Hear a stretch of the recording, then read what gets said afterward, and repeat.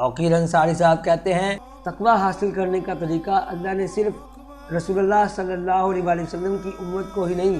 بلکہ پچھلی امتوں کو بھی بتایا تھا تاکہ وہ دوزخ کے عذاب سے بچ جائیں۔ مسلمان کے لیے تقوی حاصل کرنا اتنا امپورٹنٹ ہے کہ جو روزے چھوٹ جائیں تو وہ ان کو پورا کرے۔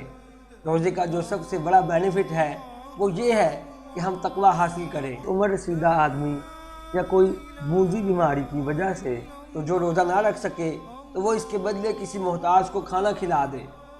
تو ہم دیکھ سکتے ہیں کہ تقوی کی کتنی اہمیت ہے۔ رمضان کا مہینہ وہ ہے جس میں قرآن اتارا گیا ہے، جو لوگوں کے لیے ہدایت ہے اور جس میں رہنمائی کرنے والی اور حق و باطل میں امتیاز کرنے والی واضح نشانیاں ہیں۔ بس تم میں سے جو کوئی اس مہینے کو پا لے تو وہ اس کے روزے ضرور رکھے، اور جو کوئی بیمار ہو یا سفر پر ہو تو دوسرے دنوں کے روزوں سے گنتی پوری کرے۔ اللہ تمہارے حق میں آسانی چاہتا ہے اور تمہارے لیے دشواری نہیں چاہتا، اور اس لیے کہ تم گنتی پوری کر سکو، اور اس لیے کہ اس نے تمہیں جو ہدایت فرمائی ہے اس پر اس کی بڑائی بیان کرو، اور اس لیے کہ تم شکر گزار بن جاؤ۔